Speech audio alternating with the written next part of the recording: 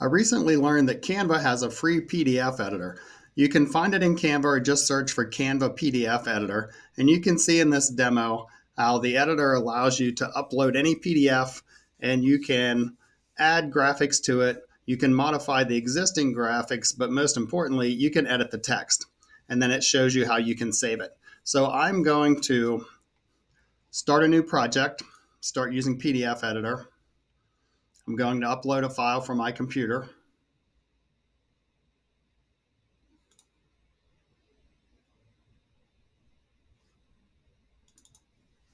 And the file will show up under recent designs. So it's right here.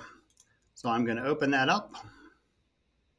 And this just has one page. If you had multiple pages, you could you could rearrange the order or delete pages that you didn't want. So if I get this, there we go, into view and make it a little bigger yet, you can see that any place that there's text, I'm able to click on that and edit it.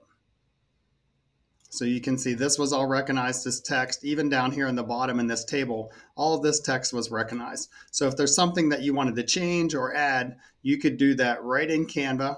And then when you were finished, you would click on Share and then go to Download.